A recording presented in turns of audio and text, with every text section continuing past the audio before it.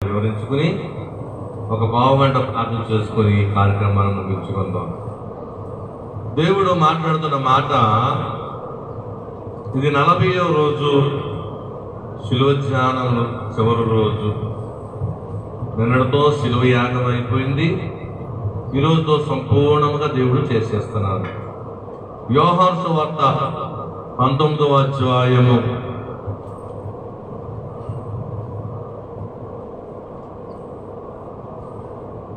33వ వచనములు,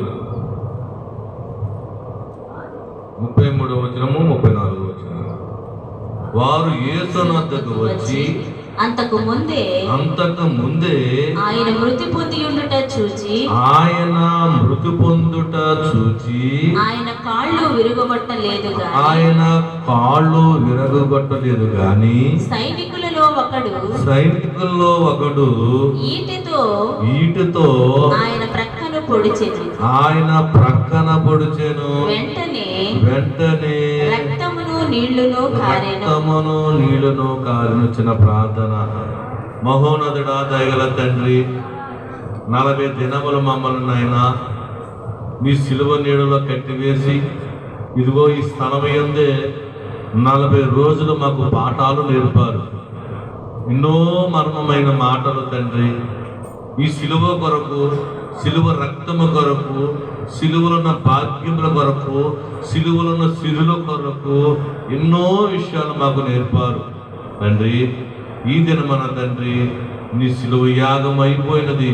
ఈ చివరి రోజున మీరు చేసినది ఆయన మాకు తెలియపరచండి. మీ ఆత్మతో మమ్మల్ని నింపివేయండి. ఈ వాక్యము బోధిస్తున్న నన్ను నీ సిలువ చాటున మరుగుపరుచుకుని మీరే మా మధ్యకు వచ్చి మాతో మాట్లాడమని యేసువారి నామమున అడుగుచూ వేడుకుంటున్నాము తండ్రి. ఆమేన్.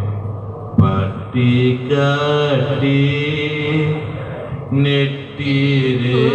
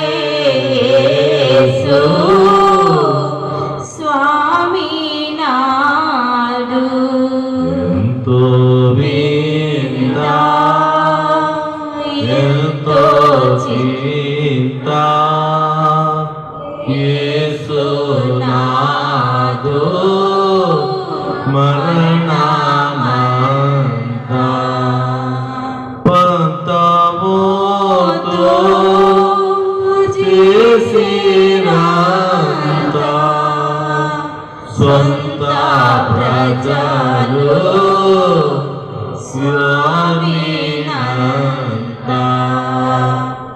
ఎంతో వింత, ఎంతో చింత, యేసునాథు మరణమంతా. దేవుడికి మహిమ కలుగును గాక. నిన్నటి రోజున దేవుడు సిలువేయబడ్డారు. నిన్నటి రోజున ఏమైపడ్డారంటే సిలువలో మరణించారు లేదా? మరణించారు. మరణించిన సిలువలో మరణించిన యేసువారిని ఏం చేశారు చెప్పాలి? ఏం చేశారు? సైనికులు వచ్చి, సిలువ అంటే శాపగ్రస్తం, సిలువ మరణం అంటే ఘోరమైన మరణం అట. ఆ దేశంలో కఠినమైన మరణం, కఠినమైన శిక్ష. సిలువలో వేలాడదీస్తారు. వాడు చనిపోవాలి. చనిపోయి సమాధికి అప్పగిచ్చేస్తారు. యాక్చువల్గా ఆ రోజు దీంతో పాటు ఎంతమంది సిగ్నేచర్ వేశారు? దీంతో ముగ్గురు. 3 గంటలకి సిలువ అయిపోయింది, ఆయన ఆత్మను అప్పగించేశారు. సాయంత్రం 6 గంటలకి ఆ రోజు అయిపోతాడు. యూదుల ఆచార ప్రకారంగా ఆనాడు రోజు అంటే మనకి ఎప్పుడు పూర్తవుతుంది? మనకి ఎప్పుడు ఒక డే పూర్తవడానికి ఎప్పుడు పూర్తవుతుంది? మనకి డేట్ ఎప్పుడు మారుతుంది?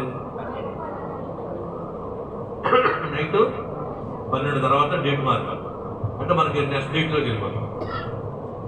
వాళ్ళు అలా కాదు, సాయంత్రం 6 గంటల నుంచి డేట్ మారుతుంది.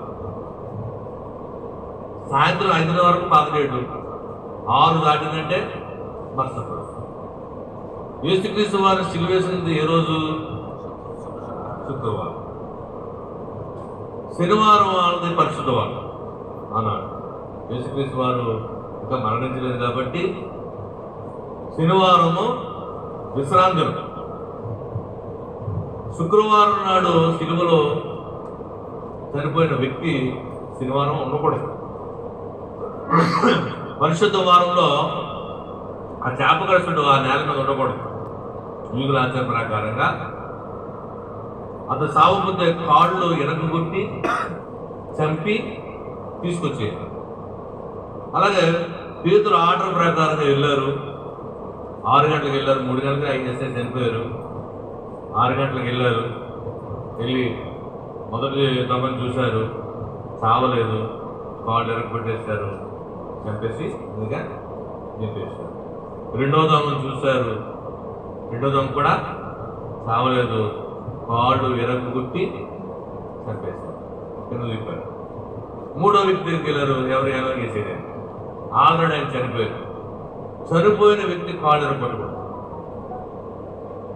అందుకనే లేఖనంలో కూడా యేసు ఎముకలలో ఏ భాగము ఎరగలేదని చెప్పాడు. అంటే యాక్చువల్గా సిలువ మరణమే చావపోతే ఎరగొట్టేసి శిక్ష. అలాంటి యేసయ్య దగ్గరకు వచ్చి ఒక సైనికుడు వచ్చి చూస్తే ఆయన చనిపోయాడు. చనిపోవడానికి నిర్ధారణ చేసుకోవడానికి ఏం చేసాడు అతను? పక్కలో బల్లెము పడుతుంది. ఈ పక్కలో బల్లెము పడటం అన్నది ఒక కారణం ఉంది. కాల్లో పడవచ్చు కదా, అది ఎక్కడెక్కడన్నా పడవచ్చు కదా. పక్కలోనే ఎందుకు పొడిచాడు అంటే మొదటి ఆదాము ఎవరు? మొదటి ఆదాము అంటే సృష్టికి మొదటి మానవుడు. సృష్టికి మొదటి మానవుడు ఆదాము. ఆదాముని ఒక్కడే ఉన్నాడని దేవుడు ఏం చేశాడు? ఆదాము నుంచి పక్కటెంపులోంచి స్త్రీని అవ్వని తీశాడు. ప్రక్కటెంపులు తీసిన అవ్వ ఎవరి సంతానం అంటే యూదుల సంతానం. యూదులు అక్కడి నుంచే ప్రారంభమయ్యారు. అంటే యూదులు పుట్టినది పక్కటెంపులోంచే.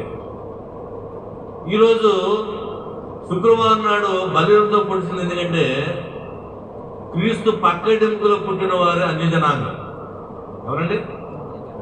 మన ఎవరమో దేవుని ఎరగనోడు. దేవుని ఏర్పరిచిన వారు ఎవరంటే అబ్రహాము సంతానం, అంటే యూదులు. దేవుడు ఏర్పాటు చేసుకున్నారు. యేసుక్రీస్తు వారు పక్కటెంపులో పుట్టిన వాళ్ళు ఎవరంటే మనం. అంటే యేసు రక్తంతో కడగబడ్డాం.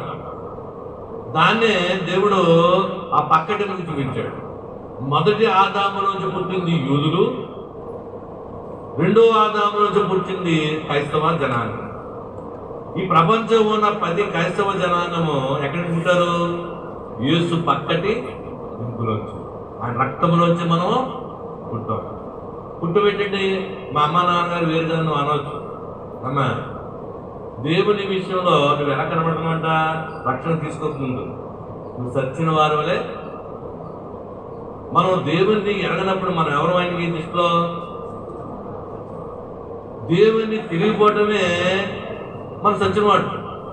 ఇప్పుడు ఈ పండు తినొద్దు అన్నప్పుడు తిన్నారు, తిన్నట్టు చచ్చుతూ అన్నాడు యేసయ్య దేవుడు. చచ్చిపోయారులో పండు తిన్నంటే చచ్చిపోయారా? సావలేదు. దాని మాటలు అర్థం ఏంటంటే నువ్వు నాకు దూరం అయిపోతావు చచ్చినట్టు లెక్క. ఏమైందండి?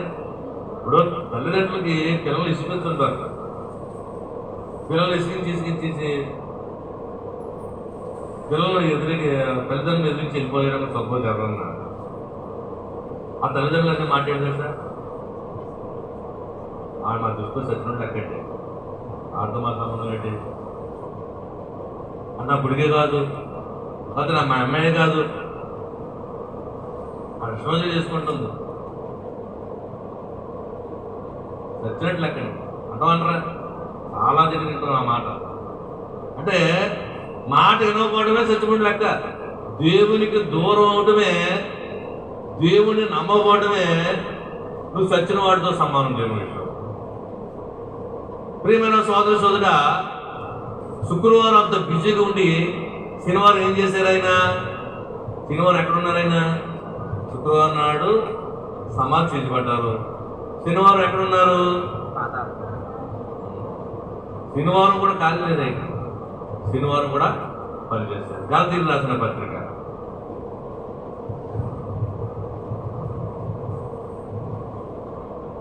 ఏపీసీకి రాసిన పత్రిక 4వ అధ్యాయం 8వ వచనం చదవండి. తీసుకుని చదవండి.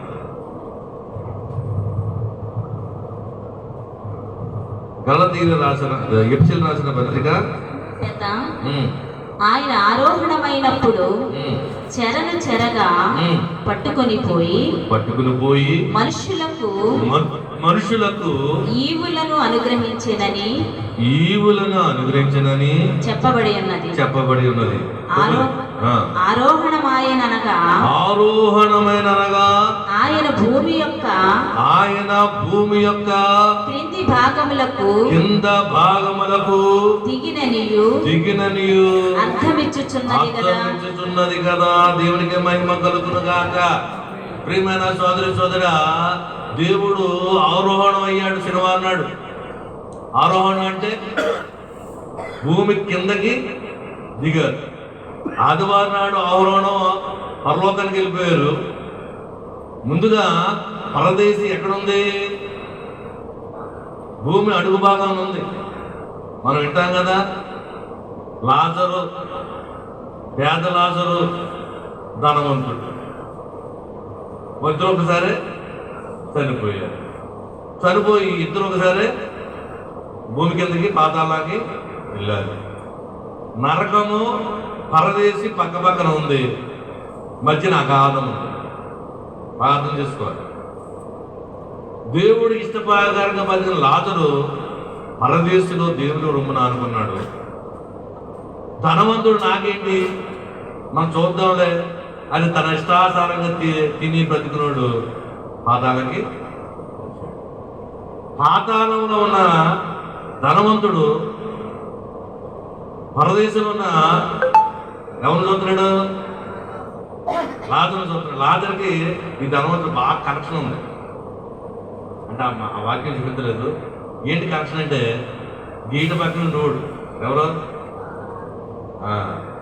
కొంతమంది అన్నం ఎంత పెట్టిస్తుంటారు, తింటారు, తర్వాత ఏం చేస్తారు? అలాంటి దానికోసం చదువుతున్నాడు. ఆయన తినేసిన రొట్టె ముక్కల కొరకు, ఆయన తినేసిన చికెన్ ముక్కల కొరకు ఎదురు చూస్తూ ఉండేవాడు గేట్ గాడు. ఆ యొక్క ధనవంతుడు ఇప్పుడు లాభం చూస్తుండేవాడు. ఆయన తింటున్నాడు. ఇద్దరు ఒకేసారి చనిపోయారు. ఇద్దరు పాతాళంలో ఉన్నాడు, ఇద్దరు పరదేశంలో ఉన్నాడు.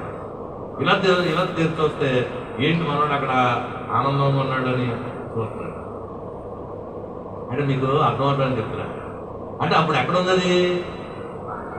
పాతాళంలో కింద భాగంలో పక్క పక్కన ఉంది, పక్కన అగాధం అన్నాడు. అక్కడ అంటాడు దేవుడు, అంటాడు, అయ్యా లాజర్ను ఒకసారి ఇక్కడ పంపిస్తూ, నా నాలుగు అంగలార్చిపోతుంది, నేను తట్టుకోలేకపోతున్నా హీట్ని. తగ్గినకుండా కదా అది, హీట్ని తట్టుకోలేకపోతున్నాను. అలాగని సావు రావట్లేదు, మరణం రావట్లేదు, యాదన వచ్చేస్తుంది. ఏం చేయాలి అర్థమవుతుంది. ఒక్కసారి ఆయన పిలిచి చిటికి నీళ్ళతో ఒక చుక్క నీరు నా నీరు మీద ఏమంటే అట్లాంటి దేవుడు అంటాడు, అక్కడ వారు ఇక్కడికి, ఇక్కడ వారు అక్కడికి, ఏటానికి మధ్యన ఏముంది? అగాధం ఉంది, అగాధం దాటి ఎవరో రాలేదని చెప్తాడు. అదే నేను వెళ్ళి కిందకి వెళ్ళి చెప్తానంటాడు. నలుగురు అన్నదమ్ములు ఉన్నారు నాకు, నేను వెళ్ళి వాళ్ళకు కూడా చెప్పేస్తానంటే అలాగా కుదరదు. ఒకసారి వెళ్ళినప్పుడు కూడా వెనకరే చాలా మంది అనుకుంటారంటే చనిపోయిన వాళ్ళు వచ్చారు ఇలా జాతీయ చనిపోయిన వాళ్ళు మన కావాల్సిన వాళ్ళు చనిపోయిననుకోండి, మనం అదే ఆలోచనలో ఉంటాం. మా పెద్దనాన్న కనపడ్డాడండి అలా రాత్రి వచ్చాడు మా ఇంటికి, నా పక్కన కూర్చున్నాడు అంటారు. నా పక్కన కూర్చొని నాతో మాట్లాడండి అంటారు. చనిపోవడం మళ్ళీ ఎంత రాడు. బైబిల్లో ఖచ్చితంగా చెప్పిందన్నమాట, చనిపోయిన ఆత్మ మళ్ళీ భూమి మీద తిరిగి రావడం అసంభవం. మరి ఎవరిలో ఎవరు కనబడుతుంది? ఎవరు సాధారణ ఎవరంటే ఎవరు? ఆడు ఆత్మస్వరూపే, ఆడి శరీరం లేదు. ఏదో శరీరం దాచాలి. ఆ శరీరం దాచడానికి మీ పెద్దనాన్నో మీ పెద్దమ్మో లేకపోతే మీ నాన్నగారు ఆ రూపంలో వచ్చి నీకు కనబడతాడు, నిన్ను ఏడిపెట్టాడు, నీ భక్తిని బాగు చేయడు. మనం ఏం చేస్తాం? మా పెద్దమ్మకి ఏదో కావాలో ఉంది, ఏదో పెట్టాలి. ఎక్కడ పెట్టాలి? ఏంటది? మూల. ఏంటి? మా పెద్దమ్మకి ఏం పెట్టాలి? మూలలో ఏదో పెట్టాలి అని నువ్వు ఆచారంలో తీసుకెళ్తాడు. టెక్నిక్, సాధారణంగా టెక్నిక్ ఏంటంటే అది నిన్ను లోకంలో వదిలేసిన సరే లోకంలో లాగడానికి రకరకాల ప్రయత్నం చేస్తుంటాడు. పండగ కొన్ని, పెళ్ళిళ్ళు కొన్ని కొద్ది తీసి ఏం చేస్తుంటారు? ఇలా మౌనం పెడుతుంటారు. అక్కడ నేను బతికిపోయినట్టు లెక్క, అక్కడే పోయింది నేను భక్తి. నానా విధములుగా శోధిస్తున్నాడు శోధకుడు. మన జాగ్రత్తగా ఉన్నాం. అదే ఇక్కడ ఈ విషయం ఏంటంటే శనివారం నాడు దేవుడు తన పని చేశాడు. ఏం పని ఏంటంటే పాతాళంలో ఉన్న ఆత్మలకు బోధ చేసినాడు. ఏం చేశాడు? బోధ. ఎవడో కూడా ఎంతటి వాడైనా సరే యేసు రక్తం లేనిదే పరలోకం చేరలేదు.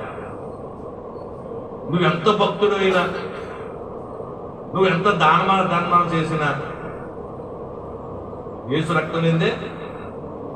మరి దావీదు ఉన్నాడు లోన, ఆదాము కానించి ఏంటంటే యేసుక్రీస్తు వారు పుట్టిన సిలువ వేసిన సమయం వరకు చనిపోయిన పరిశుద్ధులందరూ ఆ పరదేశిలో రెస్ట్ తీసుకున్నారు. పరదేశి అంటే ఏంటిది? ప్యారడైస్. ఏంటండి?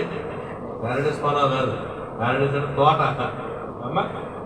ప్యారడైస్ అంటే పొలం కూడా పేరు కూడా ఉంది. పెద్ద ఫేమస్ ఎక్కడది? హైదరాబాద్లో. ఏంటండి? ఆడు క్రైస్తవుడే. దేవుడికి మహిమ కలుగును కాక. ఏడేస్ అంటే ఏడేస్ అంటే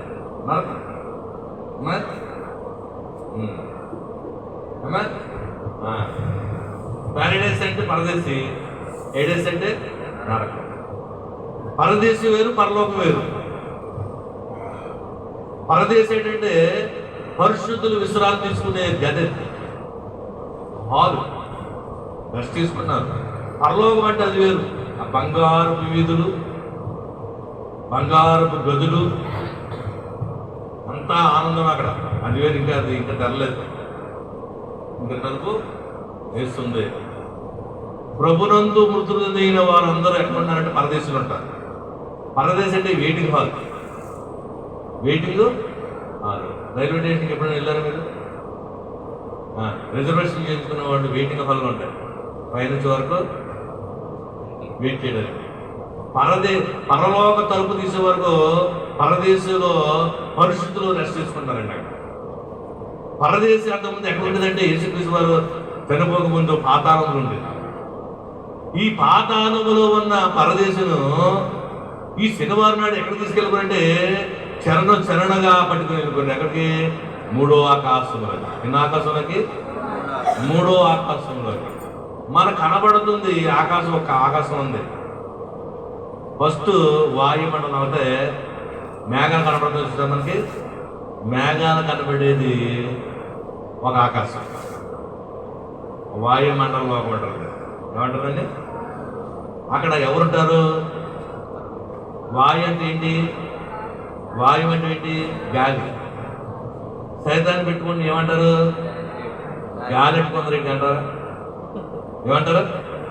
గాలి ఎట్టుకుందరు ఏంటి? గాలి మాట్లాడుతున్నాడు, వీటి గాలి తీసేయాలి అంటారు. సాతాను సంబంధం అంతా అక్కడ ఉంది. రాజ్యం కోట్లాది మంది ఉన్నారు అక్కడ. ఎవరో సాతాను గారు. వాళ్ళకు ఒక అధికారి, ఒక యూనిట్ ఉంటుంది, వాళ్ళకు ఒక డిపార్ట్మెంట్కి ఒక అధికారి ఏమండి ఎలా చేయాలన్నది. చాలాసార్లు చెప్తాను కదా, వీళ్ళందరూ మీటింగ్ పెట్టుకున్నారంటే ఎవరందరూనే సాతాను అందరూ. ఏంటి మీటింగు? వాడి పని ఏంటి? వాడి ముఖ్యమైన పని ఏంటి? మనిషిని చెడగొట్టడం. చంపడానికి కాదు, అధికారం లేదు, చెడగొట్టడం. ఎలా చెడగొట్టాలని మీటింగ్ పెట్టుకున్నారు. మనం ఎలా పరలోకం వెళ్ళాలని మనం మీటింగ్ పెట్టుకుంటామో, వీళ్ళు ఎలా పరలోకం తీసుకెళ్ళకూడదు, వీళ్ళు ఎలా ఆపేయాలని మీటింగ్ పెట్టుకున్నారు. మీటింగ్ ఉంటుంటే అందులోని మరి ఉంటారు కదా సలహా చెప్పేవాడు. ఒక అధికారి లేచాడట, అప్పుడు సాధారణంగా ఒక అధికారి ఎలాగా క్రైస్తవుల్ని మనం కూడా తీసుకెళ్ళిపోయిన నరకానికి, వీళ్ళమ్మో మందిరానికి వెళ్ళిపోతున్నారు, వీళ్ళు ఎలా ఆప్ చేయాలి అని ఐడియా చెప్పమనంట. ఒక ఐడియా జీవితం మార్చేస్తుంది అన్నట్టు మన వస్తుంటుంది. ఐడియా సినిమా ఏమంటుంది? ఒక ఐడియా జీవితాన్ని మార్చేస్తుంది. అలాగే ఏదో ఒక ఐడియా విశ్వాస ఇంటికి ఒక దయ్యం వేసేసిందట, చుట్టాలు పంపిద్దాం అన్నాడు. ఏమంట? చుట్టాలు పంపిస్తే చుట్టాలు ఉండిపోతారు. వీళ్ళకి చికెన్ మటన్ ఫ్రై చేయడానికి 9 చర్చు 10 గంటలకి, మనమైతే ఆడవాడికి వెళ్ళిపోతాం. మరి చుట్టాలు వస్తే బాగుంటుందా? వాళ్ళ కోసం ఏమి ఉండాలి?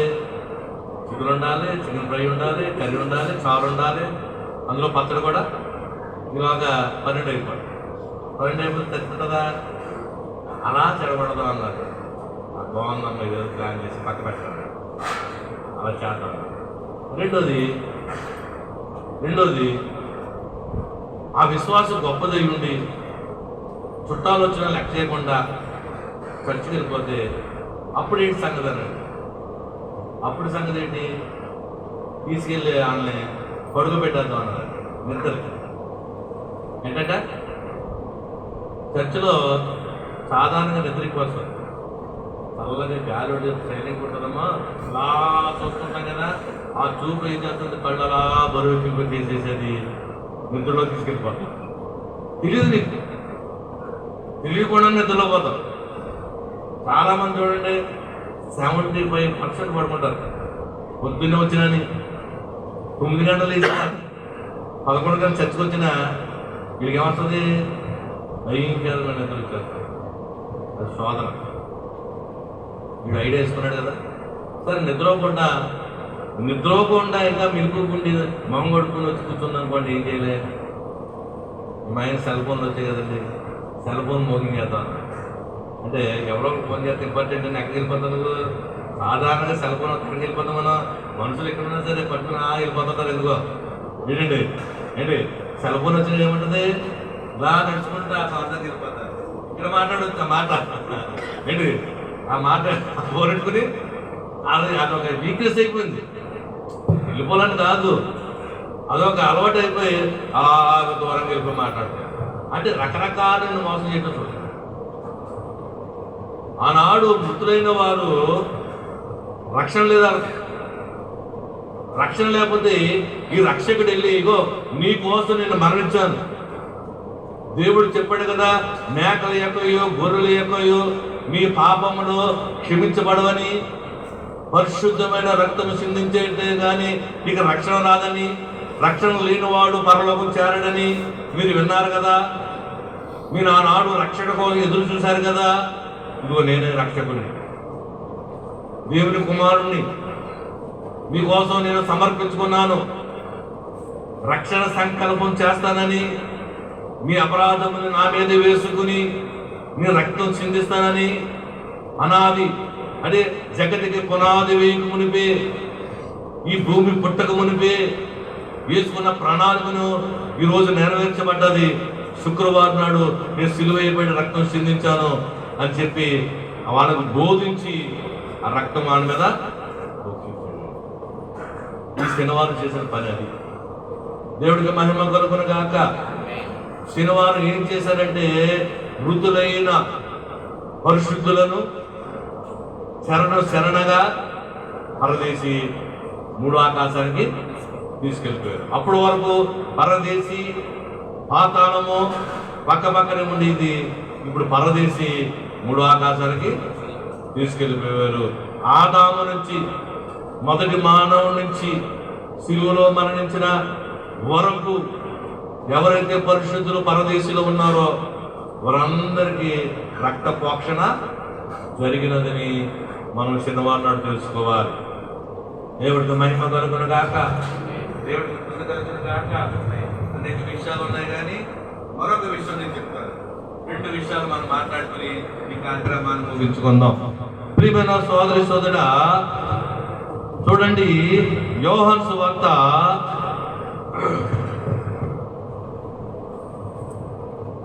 16వ అధ్యాయము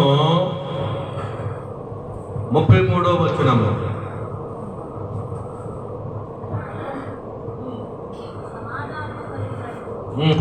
ఈ మాటలు మీతో చెప్పుచున్నాను, లోకములో మీకు శ్రమ కలుగును, లోకములో నీకు శ్రమ కలుగును, అయినను ధైర్యము తెచ్చుకొనుడి, నేను లోకమును జయించి ఉన్నాను. నేను లోకమును జయించి ఉన్నానెను. దేవునికి మహిమ కలుగును గాక. మహోన్నతుడా, ఈ వాక్యము బోధిస్తుండగా మీ కృప చూపించండి, సహాయం చేయండి. బిడ్డలకు అర్థమైన భాగ్యం కల్పించమని అడుగుతూ ఉన్నా. ప్రియమైన సోదరుడా, దేవుడు లోకమును జయించారు. ఒకరు జయించలేదా? నిన్న రోజున లోకమంతా హేళన చేసింది. లోకమంతా అక్కడ ఉన్న జనాంగము హేళన చేస్తే ఆ హేళనంతా పట్టించకుండా సిలువ యాగం జరిగించి జయోత్సవం పలికారండి. తండ్రి నా ఆత్మ నీకు అప్పగిస్తున్నాడు. సమస్తమైన మాట ఇది కంప్లీట్ అయిపోయింది తండ్రి. నేను వచ్చిన పని ఇస్ క్లోజ్, డిక్లరేషన్ చేసేస్తున్నాను. నేను వచ్చాను, నువ్వెందుకు నన్ను ఇక్కడ పంపించావో ఆ పని సమాప్తమైనని 6వ మాటలో చెప్పి నా ఆత్మ నీకు అప్పగిస్తున్నాను. నీ లోకాన్ని జయించేశాను, నువ్వు కూడా లోకాన్ని జయించమని. అపవాది ఉన్నంతకాలం శ్రమలు తప్పవు. ఇది ఎవరిది లోకం? అపవాది కబ్జా చేసాడు. సాతాను కబ్జా చేసింది ఈ లోకాన్ని. ఒకప్పుడు దేవుడిదే. దేవుడు అయ్యుండి సాతాను భూమి మీదకి వచ్చి అవ్వను మోసం చేసి భూమిని కబ్జా చేసిన భూమిని మనం ఉన్నాం. అది బందీ అయిపోయి ఉన్నాం. బాగా ఆలోచించాలి. బందీ అయిపోయి ఉన్నాం మనం. ఈ బందీ నుంచి మనం విడిపించాలి. సముద్రం ఉన్నంతగానో ఎవరితే కరెక్ట్ అవసరం. ఎండున్న సేపు అంటే ఏమవుతుంది? ఎండ వస్తుంది కదా. ఎండ ఉన్నంతగానో ఎండ వస్తుంది.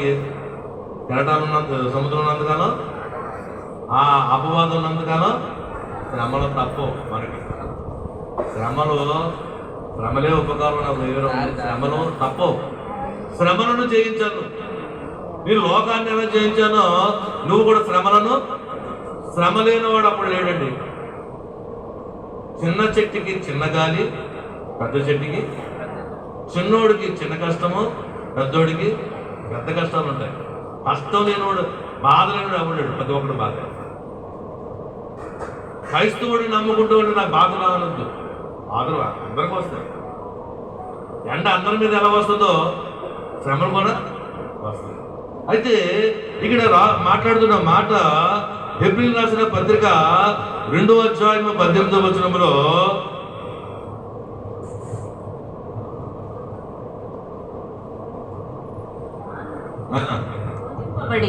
ఆ, శ్రమ పొందెను గనుక ఆ.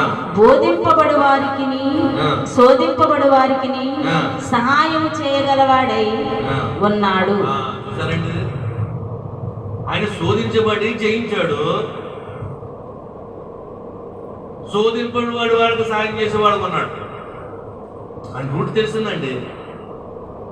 ఒక ఎక్స్పీరియన్స్ క్యాండిడేట్, ఒక అనుభవం ఉందండి. ఏ అనుభవం? శ్రమలను జయించే అనుభవం మనకు లేదు. మనకు లేదు కాబట్టి మనం ఆయన ఆరాధిస్తే మనం చెప్తాడు ఆయన శ్రమలను నువ్వు ఎలా శోధించాలో, శ్రమల నుంచి ఎలా కొట్టు ఎక్కాలి. అవుతుందండి. సైకిల్ రానోడు సైకిల్ వచ్చినోడు సైకిల్ రానోడు నేర్పగాడు. సైకిల్ ఎక్స్పీరియన్స్ కాదు. సైకిల్ రానోడు సైకిల్ ఏమైనా నేర్పగాడా అంటే ఎగ్జాంపుల్ చెప్తున్నాను. ఇక్కడ వాక్యం ఏం చెప్తుందంటే, తాను శోధించబడి శ్రమ పొందిన గనక, నేను శ్రమ పొందాను కనుక శోధింపబడిన వాడిన సాయం చేయవాడు గలవాడాయ. మీరు శోధించి శోధన ఎలా జయించాలో నాకు తెలుసు. ఆయన ఎక్స్పీరియన్స్ నేను అనుభవించి దాంట్లో నేను ఎక్స్పీరియన్స్ సాధించాను. నీకు తెలియదు, నువ్వు శ్రమను ఎలా జయించాలో నీకు తెలియదు. నేను నిన్ను నేర్పి ఆ శ్రమను జయించేవాడుగా ఆయన సాయం చేసేవాడు. శ్రమల నుంచి మనల్ని ఎలా బయటకు తీసుకురావాలో సాయం చేయడానికి మన మధ్యకి రోజు అనేక సమస్యలతో వచ్చాం. మనకు సపోజ్ సమస్యలు ఏంటంటే, నాకు సమస్య ఉంది, చాలా పెద్ద సమస్య, ఒక 6 లక్షలు కావాలి సమస్య. ఎవడన్నా ఆ సమస్య ఆయన దగ్గర పెడితేనే దాని మార్గం చెప్తారు. ఆ శ్రమ నుంచి ఎలాగా శోధన, మందిరం కట్టడం, మందిరాన్ని కట్టు శోధన. ఈ శోధన ఎలా చేయించో నాకు అర్థమవుతుంది. నేను తెలుసు, ఎవరికి తెలుసు, వాళ్ళు తెలుసు ఎలా జయించాలో అని చెప్తారు. ప్రార్థన. ప్రియమైన సోదర సోదరా, మనము ఏదైనా ఒక పని చేసినప్పుడు ఆ పనిలో ఉన్న ఎక్స్పీరియన్స్ చెప్తే మనము ఆ శ్రమ నుంచి మనం విడుదల పడదు. 1 కొరింథీ పత్రిక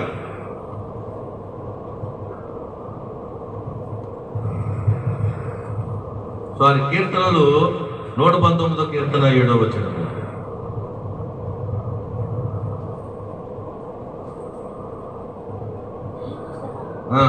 నీ న్యాయ విధులను నేను నేర్చుకున్నప్పుడు యథార్థ హృదయముతో నీకు కృతజ్ఞతాస్తుతులు. 119 కీర్తన 77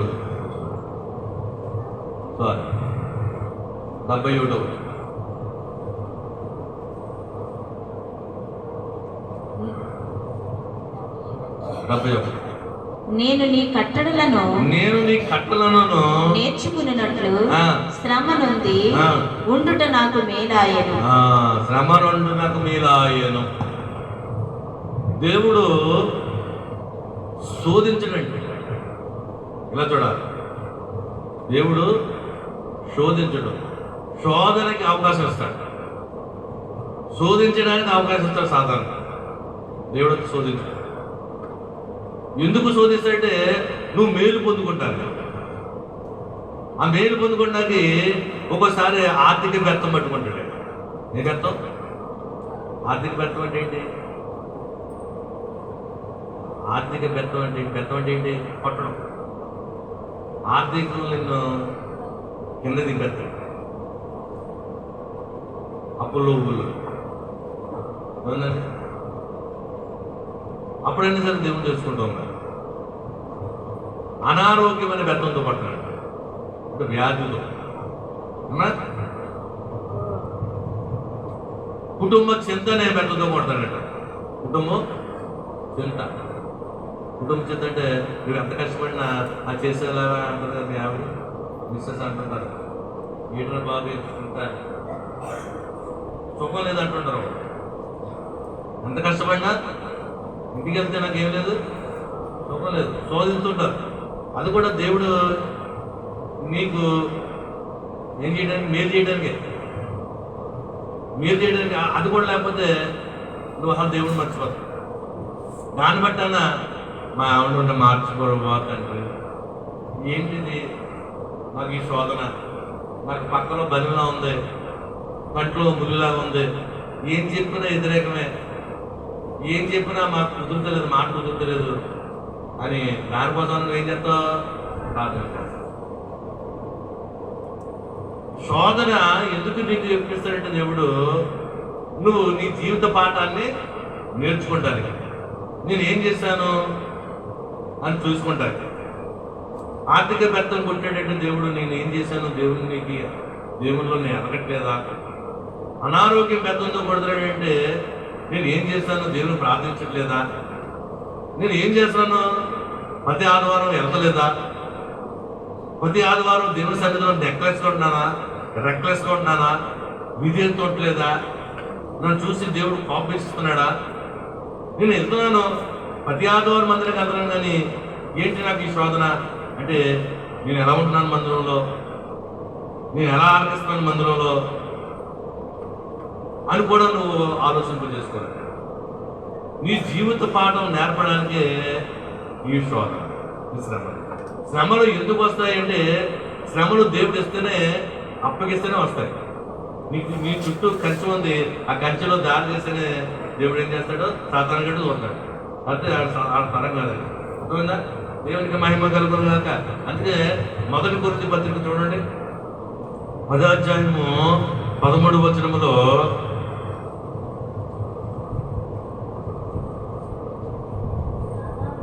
సాధారణంగా మనుష్యులకు కలుగు శోధన తప్ప మరి ఏదియు మీకు సంభవింపలేదు. దేవుడు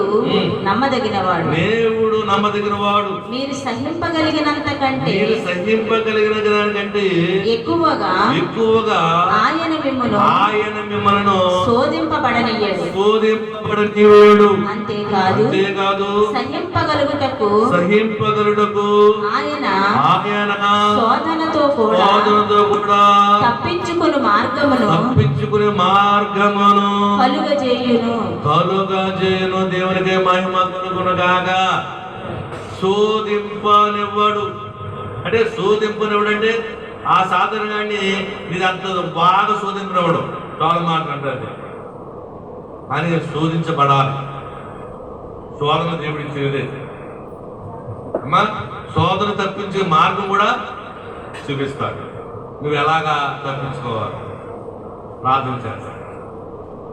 ఒకటి, ఎందుకు ఈ శ్రమలు, ఎందుకు ఈ శోధన అంటే జీవిత పాఠము నేర్చుకుంటానికి. చూడండి, హోషేయ గ్రంథము 6వ అధ్యాయము 1వ వచనము.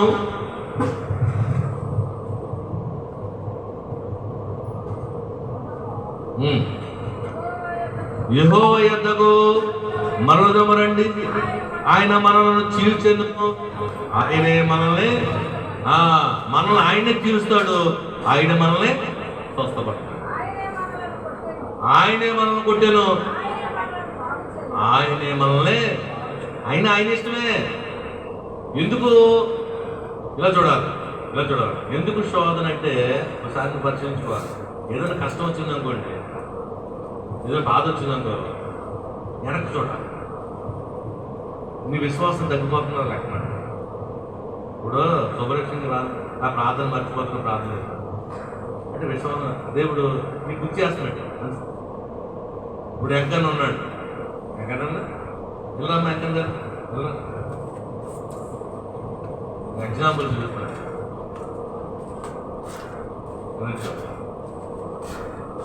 ఈయన ఒక 2 నెలల క్రితం చాలా సీరియస్ అయిపోయింది. పొట్ట చూస్తే లోనంతా ఇన్ఫెక్షన్ అయిపోయింది, దాంతో సీల్ పట్టేసిందని డాక్టర్ చెప్పారు.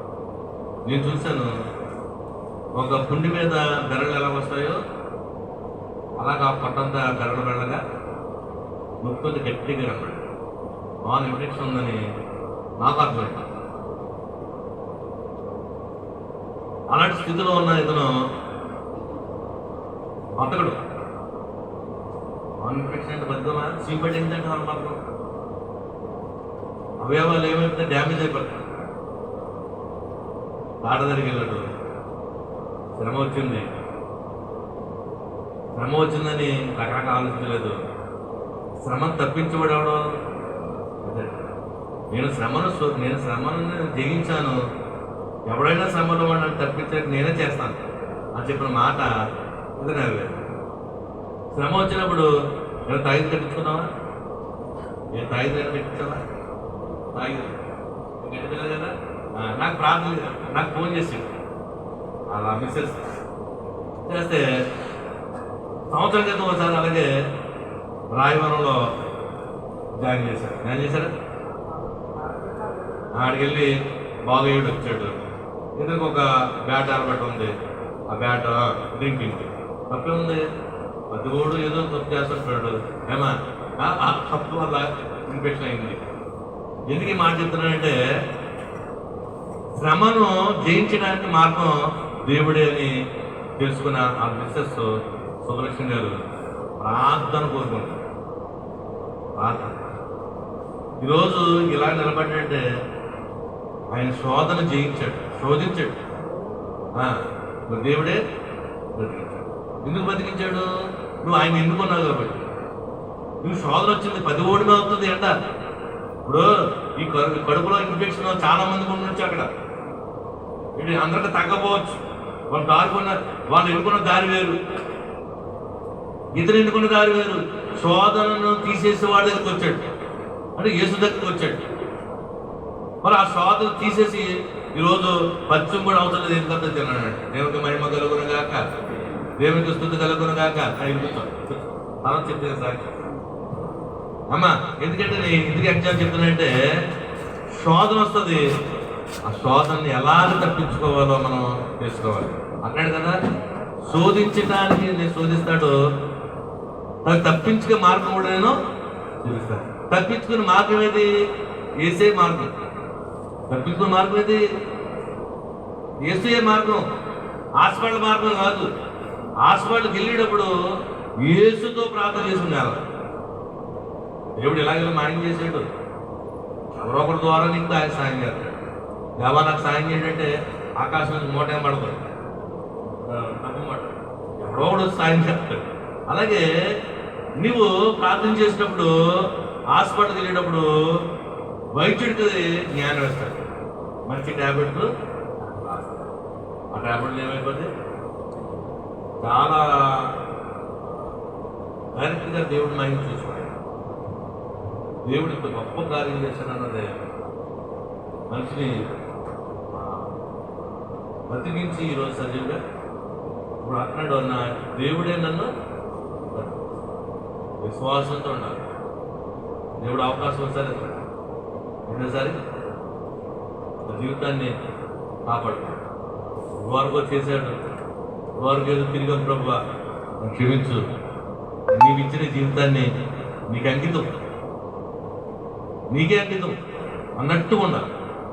ఉందండి. ఇప్పుడు అతను వెంకన్న గారు కూడా అలాగే ఉండాలి.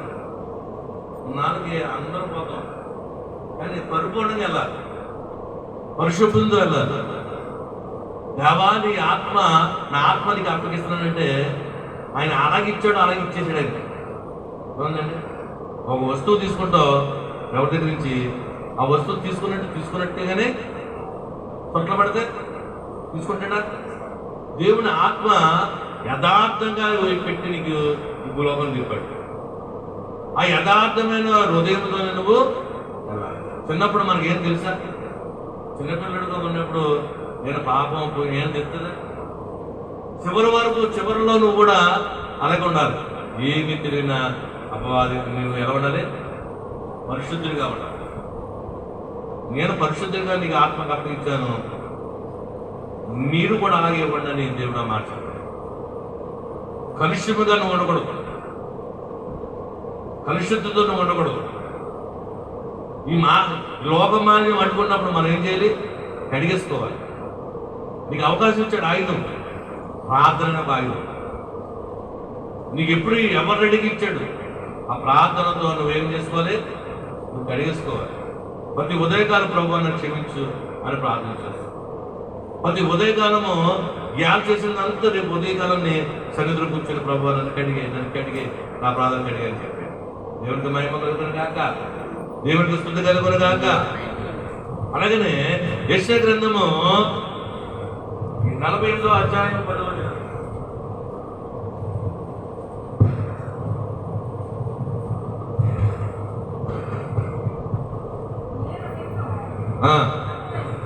కుటుంబం వేసింది వెండిని వేసినట్లు కాదు, ఇబ్బంది కొలుములు పెట్టి నిన్ను పరీక్షించిందని. దేవునికి మహిమ కలుగును గాక. ప్రియమైన సోదర శ్రమ, శ్రమల ద్వారా శుద్ధీకరణ చేయడానికి శ్రమలు అప్పగిస్తాడు. నేను శుద్ధి చేయాలంటే శ్రమలు అప్పగించాలి. అర్థమైందండి? అగ్నిలో కాలు వేసినట్టు కాదు, పొటమ వేసినట్టు కాదు, కానీ దేవుడు అన్నాడంటే నిన్ను శుద్ధిని చేయడానికి నేను ఈ శ్రమలు అనిపించాను. అవసరం ఉన్నాడండి. బంగారం ఏం చేస్తాడు? కాల్ చేస్తాడు, ఆ లిక్విడ్గా అయిపోతాడు. ఎప్పుడు అడిగి ప్యూర్ బంగారం అని చెప్తుంది? వాడికి ఒక సింబల్ ఉందండి. ఈ బంగారం కరిగించిన తర్వాత ఇది ప్యూర్ అని చెప్పడానికి ఏం చేస్తాడంటాడు? ఆడ ముఖము ఆ బంగారం దాంట్లో కనపడాలి.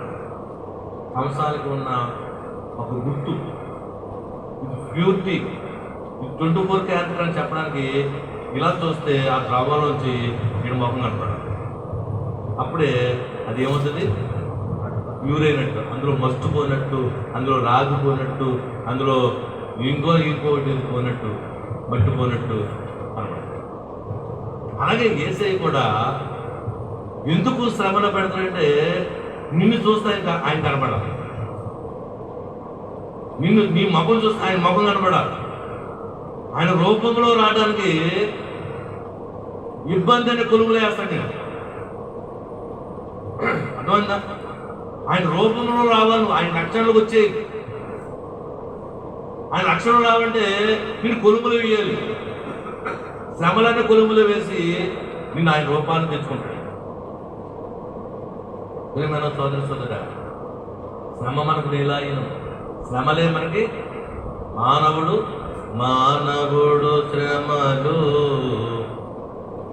పొందక దైవా మానవుడిటు కాగలడు. మానవుడు శ్రమను పొందక దైవా మానవుడిటు కాగలడు.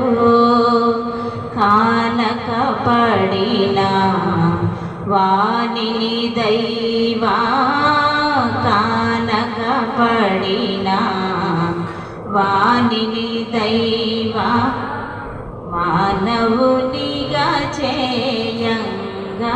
దేవునికి మహిమ కలుగును గాక. ప్రియమైన సోదర సోదర, శ్రమలు వచ్చేదని నువ్వేమో ఏర్పడద్దు. శ్రమలే నీకు ఆహారం, శ్రమలే ఉపకారం. ఈ శ్రమ నిన్ను ఏం చేస్తుంది? జీవిత పాఠం నేర్పుతుంది. ఈ శ్రమ నిన్ను ఆయన రూపంలో తీసుకొస్తుంది. ఎవరి రూపంలోకి? యేసయ్య రూపంలోకి. మూడోది శ్రమ. ఎందుకంటే యాకోబు పత్రిక 5వ అధ్యాయము 10-11 వచనములు.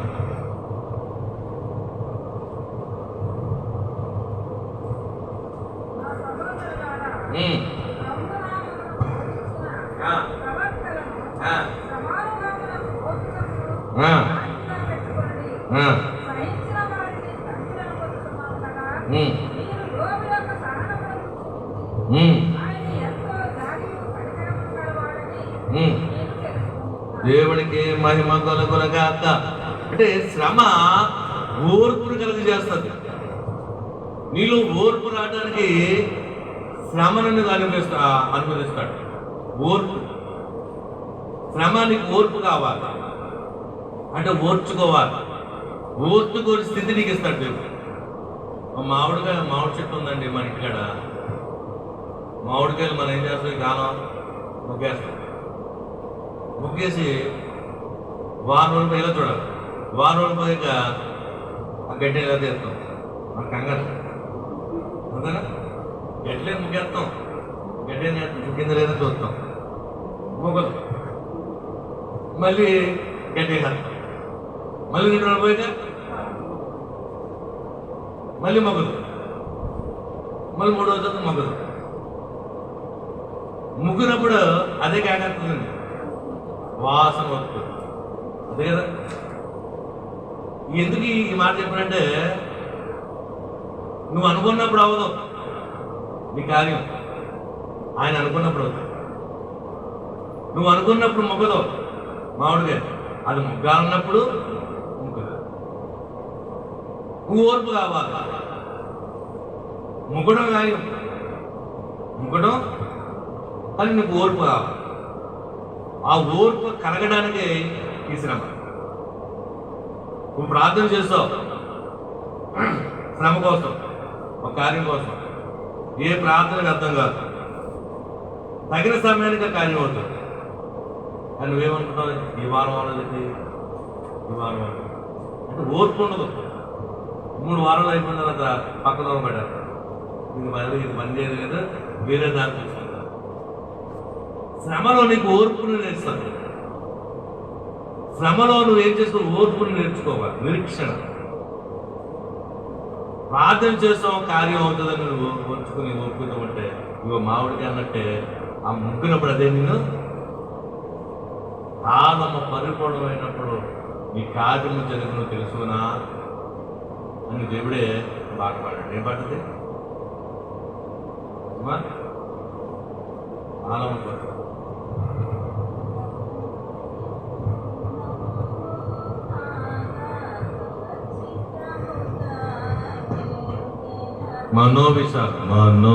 మనోవిచారము కూడదు నీకు, మహిమ తలంపులే కావలెను.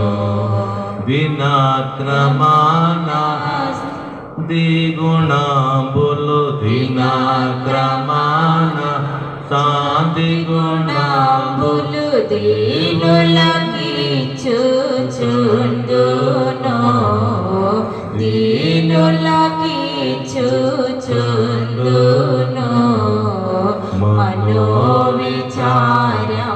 కూడదు నీకు, మహిమ తలంపులే కావలెను.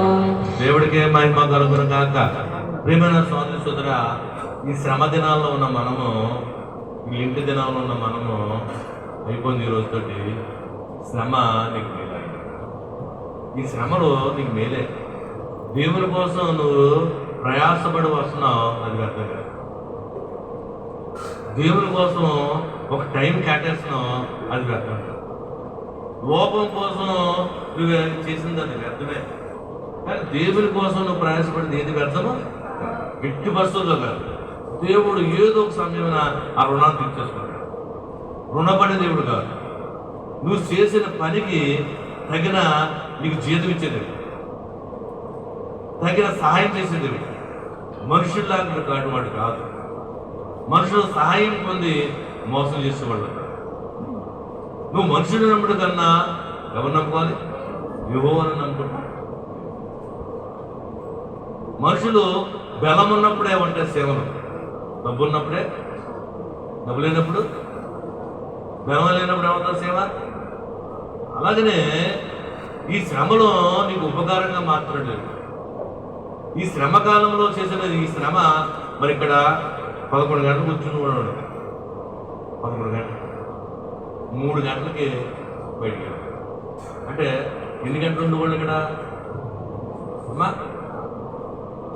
12, 1 గంట, 2, 3, 4 గంటలు, 4:30 గంటలకి కూర్చుని ఒక వాష్రూమ్ తినకుండా, ఒక వాటర్ తాగకుండా అంత దీక్షతో ఇక్కడ దేవుడు కట్టించాడు. మేమైతే ఉండలేదు, అదే కూర్చుంటాం మనమైతే దేవుని ఆత్మతో నింపబడితే మనం ఎక్కడ కూర్చున్నాను కూర్చొని పాటలు పాడుతున్నాం. దేవుని వాక్యం గంటన్నర చెప్పి, గంట దేవుని పాటలు పాడి, ఒక అరగంట సన్నిధిలో దేవునిలో వెళ్ళిపోతాం. భయమర్చిపోయినట్టు ఇక్కడ ఆ కార్యం చేస్తాం. మీకు అర్థమవుతుందా? ఎప్పుడు ఏ పరిస్థితులు అర్థం కాదు. ఎందుకు 40 రోజులు చేయమన్నాడు? దానికి ఏదో కారణం. మరి అది మనం అందరూ కొంతమంది వచ్చారు, అందరూ కూడా అక్కడ దేవుని ఆరాధన. ఎవరికి చేసిన తగిన జీతం వాళ్ళకి ఇస్తారు. వారంలో వస్తే వారంలో జీతం వేస్తాడు. అంతే కదండి. నెల రోజులు చేస్తే నెల రోజులు జీతం ఉంటుంది. 30 రోజులు జీతం వేరు, వారం రోజులు జీతం వేరు. అంతే కదా. ఫ్యాక్టరీలోకి వెళ్తే వారం రోజులు జీతం చేసి నెల జీతం పెట్టి ఇస్తాడా? ఏ రోజు కాదు రోజు. నువ్వు 3 రోజులు వస్తే 3 రోజులకే జీతం. ఏది విడిచిపెట్టే దేవుడు కాదు. ఒకటి, దేవుడు శ్రమలో ఇవ్వడు, అనుమతిస్తాడు. ఎందుకంటే నువ్వు జీవిత పాఠము నేర్చుకుంటావు. ఎందుకు శ్రమలో అనుభవిస్తాడంటే తన ముఖం నీలో చూసుకుంటాడు. ఎందుకు శ్రమలు నీకు అనుభవిస్తున్నాడంటే ఓర్పు కలగటానికి, ఓర్చుకోవటానికి ఈ శ్రమలో. దేవుడికి మహిమ కలుగును గాక. లేచి ప్రార్థన చేసుకుందాం.